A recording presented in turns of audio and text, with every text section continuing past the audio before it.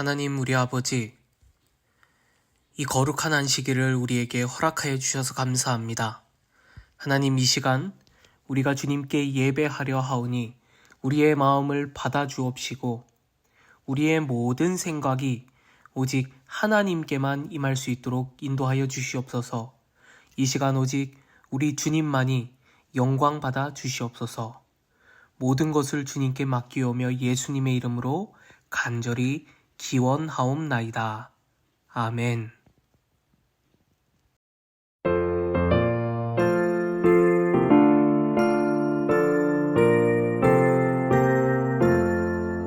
찬송 드리세 전능하신 주께 날 위하여 독생 성자 주셨네.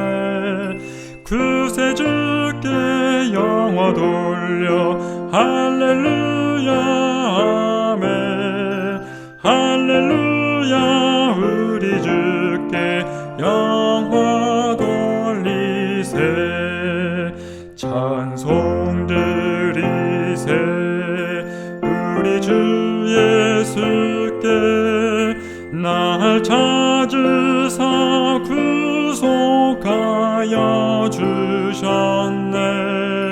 그새 주께 영화 돌려 할렐루야 아멘.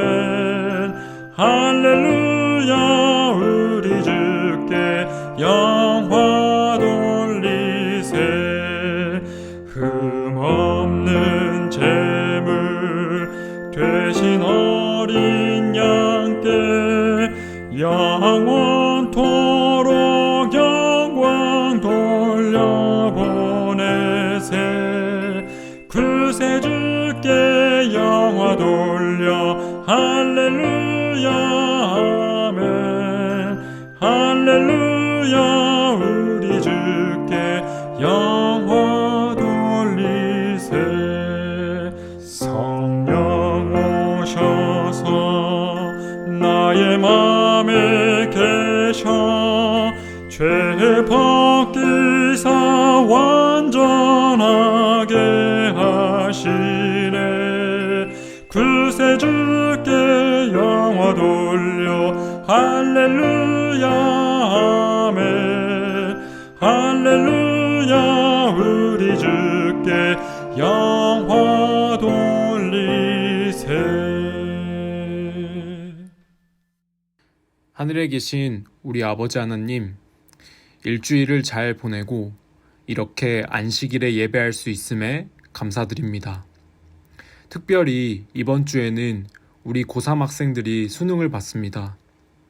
주님께서 우리 고3 학생들의 마음을 누구보다 잘 아시오니 그 마음 어루만져 주시고 우리 학생들이 이번 수능을 통하여 주님 안에서 더욱 성장할 수 있도록 해주세요. 또한 이번 수능을 위해 노력하신 우리 선생님들의 마음 또한 어루만져 주세요. 이 시간 이소망 목사님의 말씀을 듣도록 하겠습니다. 그의 입술을 주관하여 주시고 주님의 말씀을 대언할 때 성령의 역사하심이 있도록 하여 주세요. 이 모든 말씀 사랑이 많으신 예수님의 이름으로 기도합니다. 아멘.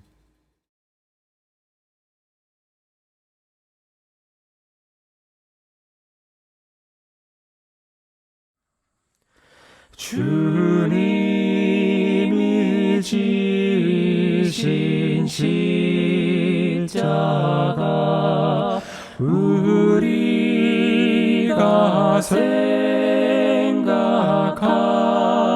때에 세상에 속한 욕심을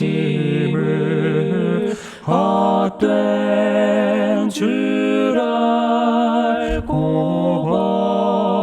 버리네. 죽으신 구주 밖에는 자랑을 말게 하소서. 보혈의 공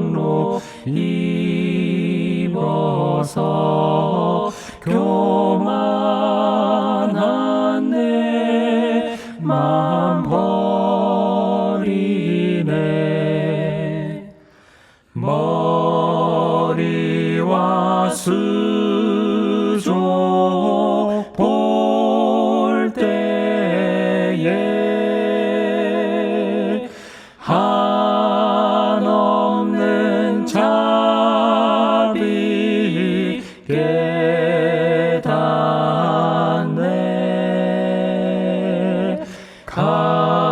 가시로 만든 멸류관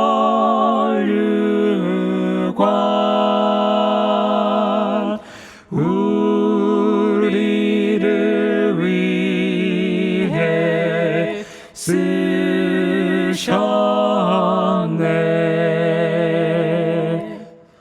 온 세상 만물 가져도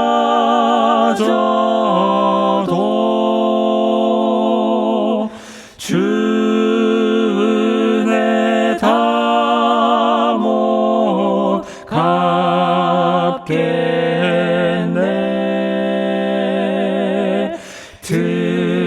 특별한 사랑 받은 나 몸으로 재물 삼겠네.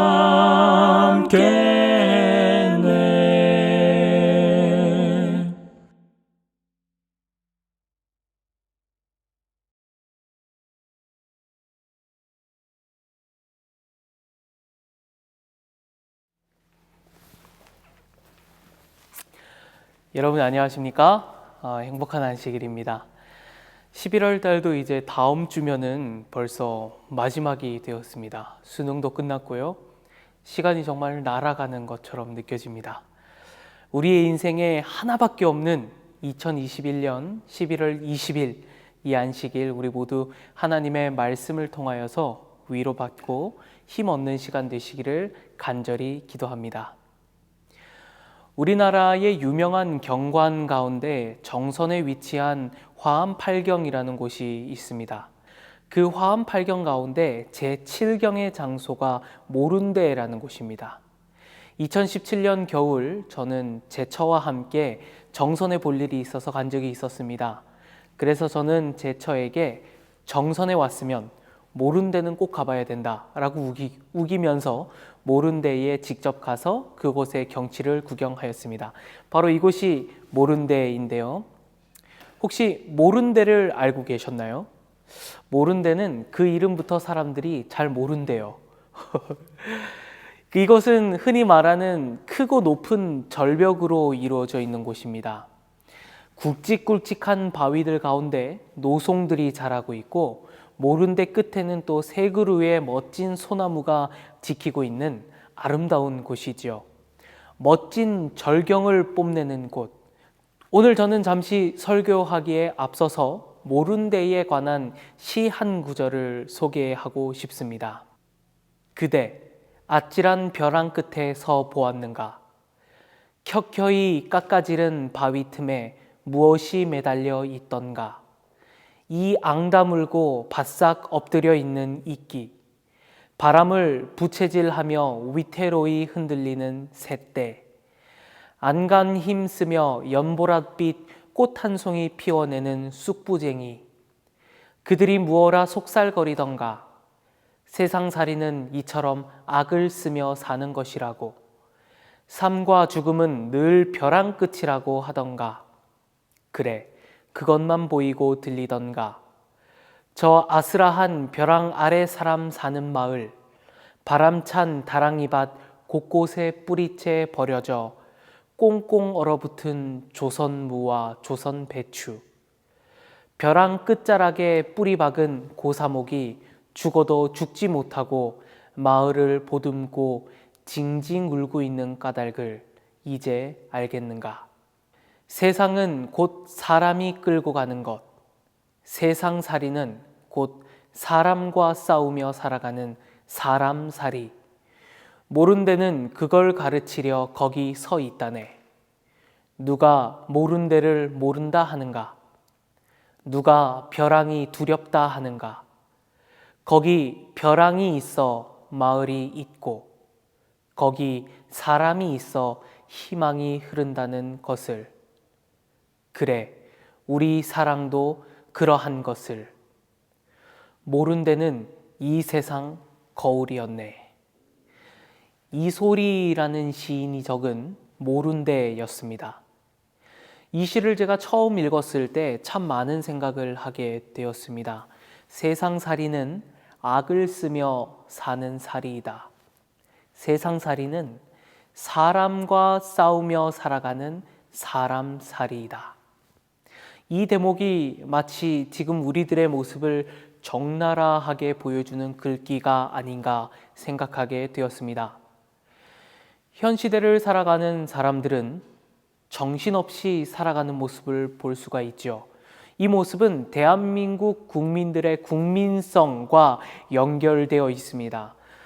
제가 골든엔젤스라는 찬양 사역단, 찬양 선교단을 하면서 중국과 일본, 우리나라 주변에 있는 국가들을 다니게 되었는데요. 그런데 유독 한국 사람들만이 가장 많이 표현하는 것이 있습니다. 빨리빨리, 야 빨리 좀 해, 그것 좀 빨리 가지고 와, 이런 표현은 웬만한 나라에서는 쉽게 볼 수 없는 표현들이었습니다. 저도 정말 행동이 느리고 잘 이렇게 빠릿빠릿하지 않은 사람인데요. 이런 저보다도 훨씬 더 천하태평하고 훨씬 더 여유가 많은 사람들이 중국 사람들이었습니다. 그 사람들은 오히려 정말 너무 답답할 정도로 자기 일을 안 하는 그런 경향을 볼 수가 있었죠. 일본 사람들은 정반대였습니다. 오히려 그분들은 융통성이 없다라고 느껴졌었습니다. 정해진 틀 안에서 5시까지 일을 해야 한다라고 약속을 했으면은 3시 반에 일이 끝났음에도 불구하고 5시까지 기다리다가 끝나는 모습을 볼 수가 있었습니다. 그런데 우리나라 사람들은 이 빨리빨리 정신이 대단합니다. 일찍 마치고 빨리 일을 끝내자라는 생각을 모두가 가지고 있는 것 같았습니다. 미국에서 성공한 우리 재미교포들을 봐도 알 수가 있지요. 정말 평생 타국에서 적응하고 돈을 모으고 열심히 성공한 재미교포들을 보면 대단하다는 것을 느낄 수가 있습니다. 그런데 그분들 중 대부분이 결국 나중에 몸이 아파서 병원에 가면 삐오병을 진단받는다고 합니다. 번아웃, 모든 기력이 다 타버렸다라는 것입니다. 이 번아웃을 고칠 수 있는 유일한 방법은 아무 일도 하지 않고 집에서 푹 쉬면 된다는 것입니다. 그런데 아무 일도 하지 말고 쉬라는 의사의 이야기를 들으면 한국 사람들은 대부분 별거 아닌 병이구나 하고 다시 나가서 일하고 과로로 죽게 된다라는 이야기를 제가 듣게 되었습니다. 정신없이 바쁘고 조금이라도 게으르다가는 도태되어버리는 이 세상. 조금이라도 여유를 가지기 힘들고 악을 쓰며 살아가는 세상인 것입니다. 코로나로 인해 잃어버린 것 같은 2021년 역시도 이제 연말로 다가왔다는 사실을 볼 때에 우리가 살고 있는 이 시간은 너무나도 빠른데 이렇게 우리가 마음에 쉼이 없이 살아가고 있는 모습을 볼 수 있는 것입니다. 이렇게 마음에 쉼이 없는 우리에게 요한복음의 말씀은 우리에게 새로운 지경을 소개해주고 있는 것이지요. 오늘 우리가 함께 살펴볼 본문에 있는 말씀은 요한복음 10장에 있는 말씀입니다. 우리 함께 각자 계신 곳에서 성경책을 펴셔서 요한복음 10장 39절부터 42절에 있는 말씀을 살펴보겠습니다. 요한복음 10장 39절부터 42절에 있는 말씀입니다. 제가 대표해서 읽겠습니다. 저희가 다시 예수를 잡고자 하였으나 그 손에서 벗어나 나가시니라. 다시 요단강 저편 요한이 처음으로 침례 주던 곳에 가사 거기 거하시니 많은 사람이 왔다가 말하되 요한은 아무 표적도 행치 아니하였으나 요한이 이 사람을 가리켜 말한 것은 다 참이라 하더라. 그리하여 거기서 많은 사람이 예수를 믿으니라. 아멘. 요한복음 10장은 사실 굉장히 중요한 장입니다. 요한복음은 10장을 전후로 해서 예수 그리스도의 고난으로 달려가기 시작합니다. 10장의 전까지는 그리스도의 지상 봉사에 초점을 맞추었다면 10장 이후부터는 십자가 사건으로 급격하게 전개되는 모습을 우리는 볼 수 있는 것입니다. 특별히 11장에 등장하는 나사로를 다시 살리신 사건은 유대인들로 하여금 예수라는 저 청년을 잡아서 십자가에 달려 죽게 해야만 하는 이유를 만들게 된 사건이 되는 것입니다. 그래서 요한복음 10장은 요한복음의 정중앙에 위치하면서 이제 지금까지 예수 그리스도의 지상봉사의 주제를 십자가로 바꾸는 상당히 중요한 역할을 하는 것입니다. 그런데 오늘 본문을 살펴보면 예수님께서 이상한 행동을 하시는 모습을 볼 수가 있죠. 다시 한번 우리가 살펴보면 저희가 다시 예수를 잡고자 하였으나 그 손에서 벗어나 나가시니라. 다시 요단강 저편 요한이 처음 침례주던 곳에 가서 거기 거하시니라고 요한복음이 설명하고 있는 것입니다. 유대인들이 예수님을 잡아 죽이려고 하는 그 가운데 그들의 손에서 빠져나오신 예수님께서 갑자기 본인이 침례를 받으셨던 요단강으로 가신 것입니다. 그리고 그곳에서 기도하셨다는 말씀도 없고요. 그곳에서 다른 사람들에게 말씀을 선포하셨다라는 그런 부분도 없습니다. 항상 예수님께서 가시는 곳은 이슈가 있는 곳이었습니다. 병을 고침을 받았고요. 예수님의 설교 말씀을 들을 수 있었습니다. 일찍이 산에 올라 홀로 기도하러 가셨다. 혹은 병자를 고치셨다. 혹은 말씀을 전하셨다라는 문구가 예수님이 가는 곳에는 항상 따라다녔는데요. 오늘의 본문 성경 말씀에는 아무런 예수님의 행동을 언급하지 않는 것입니다. 왜 예수님께서 그곳에 가셨을까? 아니, 왜 예수님께서 그곳에 가실 수밖에 없으셨을까요? 그 점에 대해서 중점적으로 우리가 함께 살펴보기를 원합니다. 우리가 요한복음 10장을 이해하기 위해서는 요한복음 10장에 등장하는 아주 중요한 한 가지 키워드를 찾아야 합니다. 요한복음 10장에 등장하는 이 키워드는 사실 요한복음 10장뿐만이 아니라 요한복음 전반적인 내용에 있어서 굉장히 중요한 역할을 하고 있습니다. 제가 읽는 말씀들의 특징을 한번 각자 계신 곳에서 찾아보시면 좋을 것 같습니다. 먼저 요한복음 10장 7절에 있는 말씀입니다. 그러므로 예수께서 다시 이르시되 내가 진실로 진실로 너희에게 말하노니 나는 양의 문이라. 요한복음 10장 17절에 있는 말씀입니다. 아버지께서 나를 사랑하시는 것은 내가 다시 목숨을 얻기 위하여 목숨을 버림이라. 요한복음 10장 18절입니다.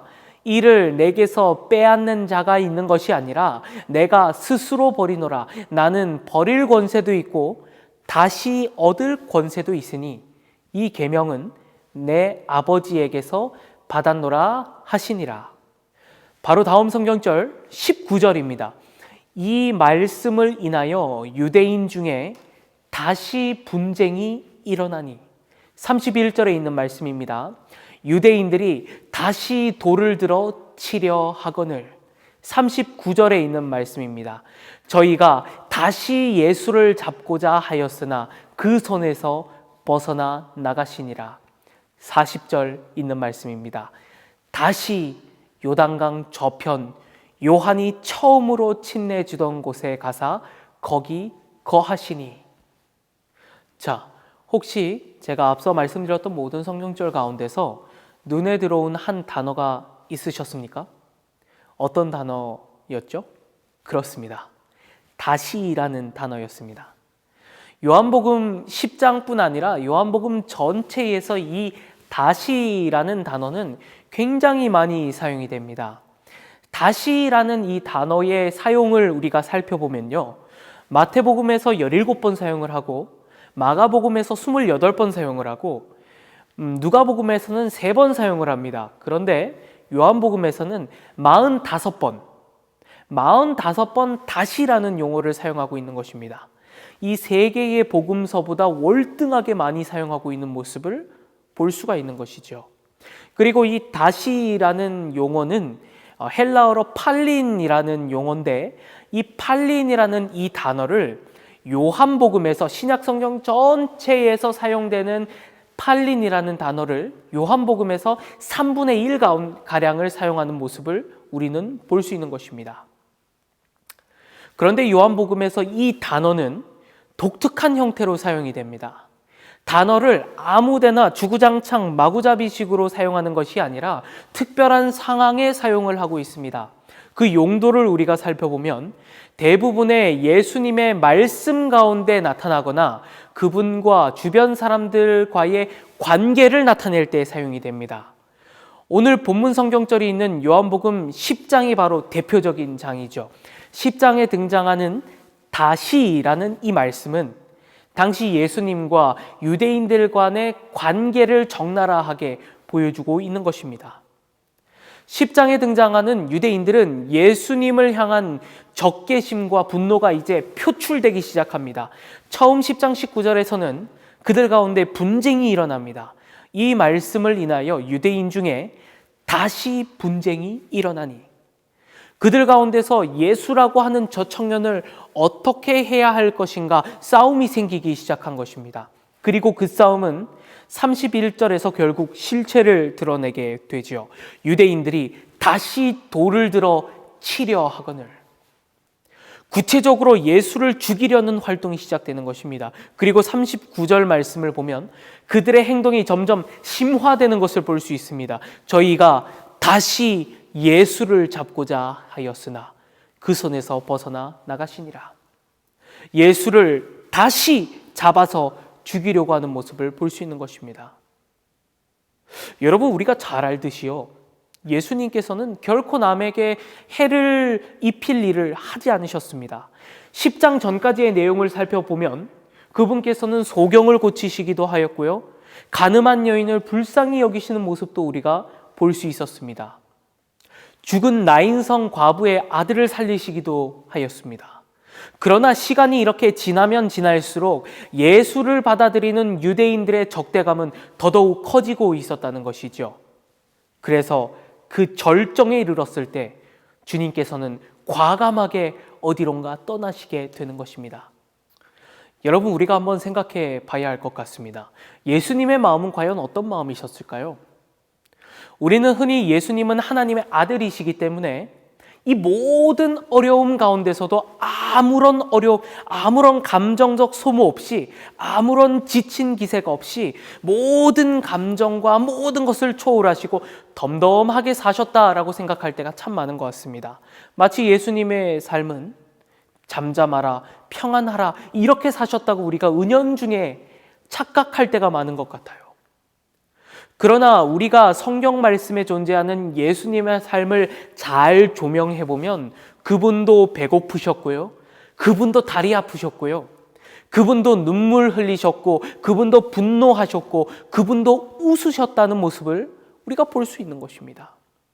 지금 요한복음 10장의 사건 때에 분명 예수님께서는 감정적인 소모가 굉장하셨을 것입니다.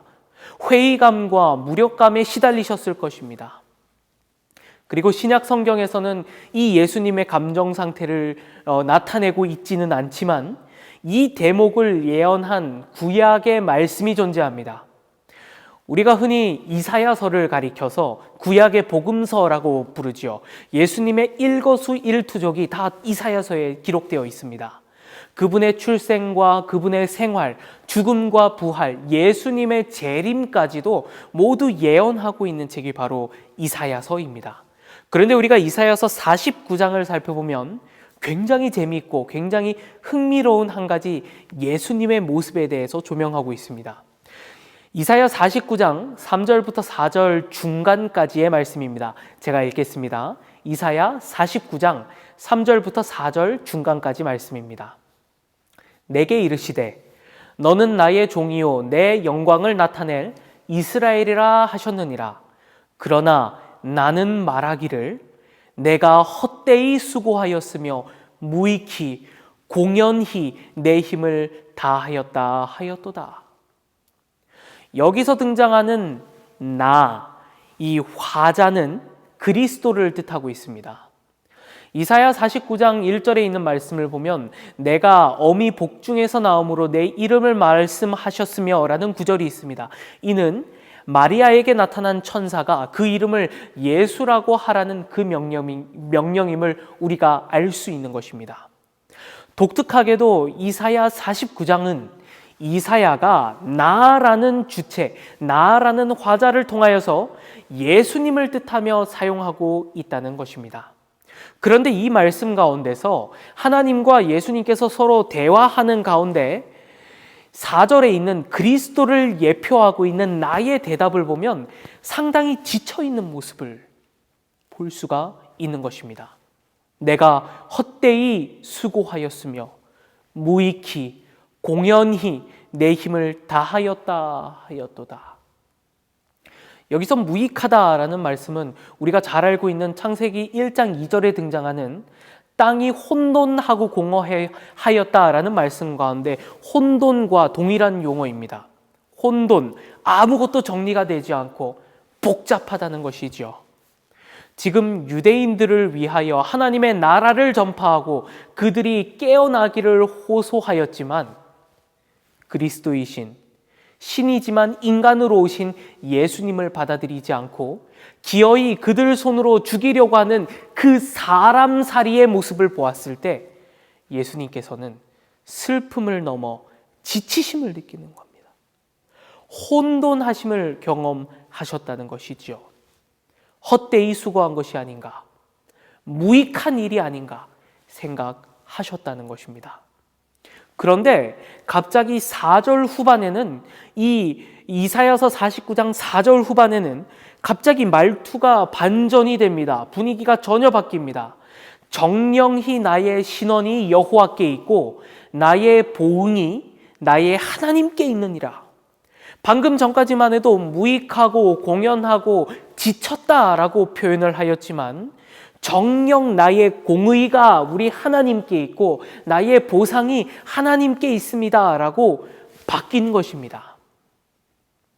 헛되이 무익히 공연한 일을 한 것이 아닌가라는 생각을 하던 도중 마음을 바꿀 수 있는 계기가 생긴 것이죠. 그리고 그 계기 이후 나의 공의와 나의 상급이 하나님께 있다는 믿음을 다시 한번 확고하게 가지게 되는 어떤 무엇인가 계기가 있었다는 것입니다. 그 계기의 말씀이 바로 요한복음 10장 40절의 말씀인 것이죠. 요단강 저편 요한이 처음으로 침례 주던 곳에 가사 거기 거하시니. 무익하고 허무감이 예수님 앞에 들여왔을 때 그분께서는 모든 것을 놓아두고 요단강 저편으로 훌쩍 떠나버리신 것입니다. 세상살이는 언제나 힘이 들지요. 우리가 신앙으로 버틴다라고 이야기하지만은 교회 일을 하는 것 역시 힘이 들 때가 정말 많습니다. 마음으로 열심히 헌신하고 아무리 노력해도 그 누구도 알아주지 않고 처음에는 열심으로 시작하였는데 처음에는 큰 포부를 가지고 시작했는데 오히려 나중에는 마음의 짐이 될 수도 있지요. 예수께서 느끼셨던 것처럼 우리의 삶에도 모든 것이 헛되고 무익해 보이고 공연한 일처럼 보일 때가 있는 것입니다. 혼란스러울 때가 있다는 것입니다. 저희 아버지 친구분의 이야기를 들은 적이 있습니다. 그분의 아내 되시는 한 집사님께서는 시골 교회의 일꾼이셨다고 합니다. 혼자 모든 교회 살림을 맡아서 하셨죠. 혼자 모든 요리도 다 하시고요. 설거지부터 각종 행사에 필요한 모든 일을 아주 열심으로 봉사를 하셨던 분이셨습니다. 그런데 그분이 1년, 2년, 3년이 지나고 약 20년 가까이 그렇게 봉사하시고는 결국 교회를 떠나버리셨답니다. 그 이유는 교회의 다른 분들이 아무도 그 집사님을 도와주지 않고 마치 그 집사님의 헌신이 당연하다라는 식으로 대수롭지 않게 생각하였기 때문에 집사님이 상처를 받고 떠나셨다는 것입니다. 그분은 누구보다도 열정적이었고 누구보다도 예수님을 사랑하는 분이셨음에도 불구하고 교회에 아주 신물이 난다고 하시는 표현을 하셨습니다. 그래서 나는 그냥 집에서 혼자 예배드리겠다고 선언을 하셨다는 것이죠. 맞습니다. 헛되고 무익해 보이고 공연해 보이는 마음이 우리 주변에 언제나 있을 수 있다는 사실입니다. 사실 멀리서 찾을 것도 없습니다. 바로 우리 교회 가운데서도 어쩌면 저는 알지 못하지만 번아웃을 경험하고 계시는 성도님들이 존재할 수도 있다는 것이죠. 이 학교에서, 이 교회에서 내가 지금 무엇을 하고 있는 것일까? 의미가 있는 것일까? 그런데 여러분, 예수님께서도 그 마음을 느끼셨고 괴로워하셨다는 것입니다. 그러나 주님께서는 그와 같은 허무한 마음 앞에서 우리에게 어떻게 그 어려움을 극복하는지의 모습을 보여주고 계시지요. 오늘 본문 성경절에 보면 주님께서 어디로 훌쩍 떠나버리신다고 말씀하시죠? 요단 저편이라고 적혀 있습니다. 그 즉시, 그런 마음이 드는 즉시 예수님께서는 영적인 재충전을 하러 가셨습니다. 여러분, 요단강에서는 어떤 사건이 있었나요? 예수님과 관련해서요. 바로 예수님께서 침례 요한에게 침례를 받으셨던 곳이 바로 요단강이었습니다. 성령께서 나타나시고 하나님의 음성이 들린 곳이었습니다. 삼위 하나님이 만난 곳이었습니다. 그곳이 바로 요단강이었죠. 그리고 그곳은 인류를 구원하기 위한 청년 예수의 첫 걸음이 시작된 곳이었습니다. 신앙의 초심이었습니다.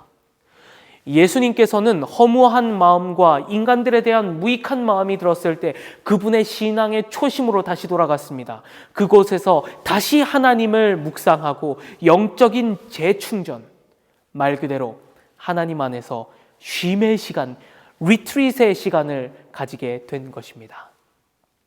그러자 예수님의 영적 충전의 모습을 보았던 요단강 주변 사람들은 예수님의 아무런 말씀도, 예수님의 기도도, 예수님의 멋진 이적도 보지 않고 그 모습을 통하여서 예수님을 믿게 되는 기적을 볼 수 있게 되는 것입니다.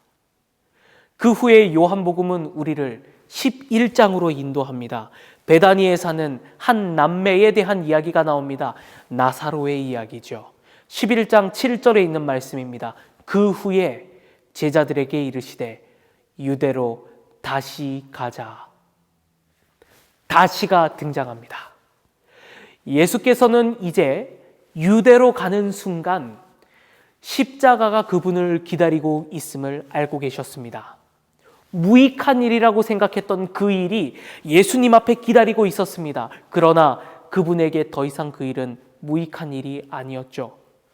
그분의 신앙의 초심에서 만났던 하나님을 기억하였을 때 유대로 다시 돌아갈 수 있으셨던 것입니다. 우리의 마음속에 처음 예수를 만났던 신앙의 초심은 어디인가요? 그리고 그때 나의 모습은 어떠하였나요? 또한 지금 나의 모습은 어떤가요? 그때는 아무것도 모르고 예배드리는 것도 모든 것이 어색하지만 감사함으로 그 자리에 앉아 계시지는 않으셨나요? 반면에 지금은 자연스럽게 교회를 가고 자연스럽게 온라인 예배를 드리고 자연스럽게 교회 일을 하고는 있지만 감사한 마음이 더 이상 없어지지는 않으셨나요? 그때는 모든 것이 놀랍고 모든 것이 새로워서 아주 작은 일에도 주님께 큰 마음으로 감사를 표하지 않으셨나요? 그러나 지금은 모든 것이 다 아는 것이고 권태로워서 아주 큰 감사의 제목 앞에서도 불평과 불만의 마음이 생기고 있지는 않으신가요? 모룬데라는 시에서는 세상살이는 악을 쓰며 사는 것이라고, 세상살이는 사람과 싸우며 사는 사람살이라고 이야기하고 있습니다.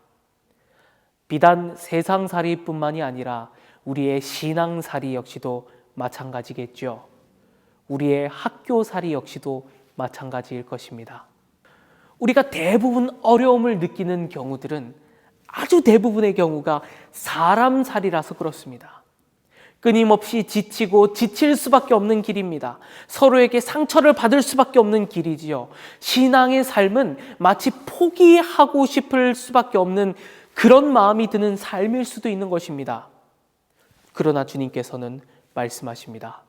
이런 어려운 사람살이를 살고 있는 이때에 다시 돌아가서 다시 힘을 얻고 다시 세상으로 나가서 하나님의 말씀을 전하라고 말씀하는 것입니다. 다시 너의 신앙 초심으로 돌아가 충전을 받고 다시 험한 세상으로 나가 나를 증거하여라. 우리가 만났던 그 하나님을 생각하고 우리의 신앙의 초심으로 돌아갈 때에 우리를 괴롭히던 모든 사람살이의 모든 문제는 해결이 되는 것입니다. 사랑하는 우리 서울36고등학교 교회 성도 여러분, 2021년 올해도 벌써 끝을 향해 달려가고 있습니다. 하루하루 시간이 지나갈수록 또 매 순간순간 우리의 삶의 시계가 지나갈수록 예수님의 모본을 본받아 우리의 신앙의 초심으로 함께 돌아가시기를 간절히 기도합니다.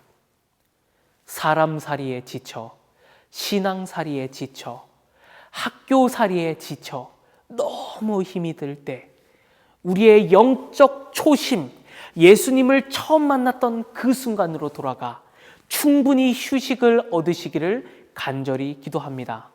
그럴 때에 주님께서는 우리에게 다시 임하셔서 세상을 살아갈 수 있는 힘과 능력을 채워주실 것입니다. 예수님 안에서 충분한 충전을 하고 우리 모두 다시 세상으로 나아가 담대하게 주님의 복음을 전하시는 우리 모든 서울36고등학교 교회 성도님들 되시기를 우리를 사랑하시는 우리 구주 예수님의 이름으로 간절히 기도합니다.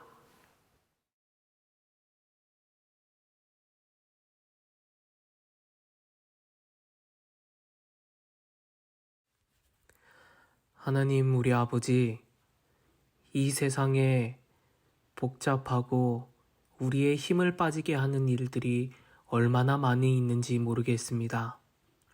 그러나 하나님, 그 모든 일들 가운데서 예수님의 모본을 따라 우리의 신앙의 초심으로 돌아갈 수 있도록 인도하여 주시옵소서. 우리가 신앙의 초심으로 돌아가서 다시 힘을 얻고 다시 회복하여 이 세상을 향하여 주님의 복음을 선포할 수 있는 모든 성도님들 될 수 있도록 인도하여 주시옵소서. 우리를 사랑하시는 우리 구주 예수님의 이름으로 간절히 기도합니다. 아멘.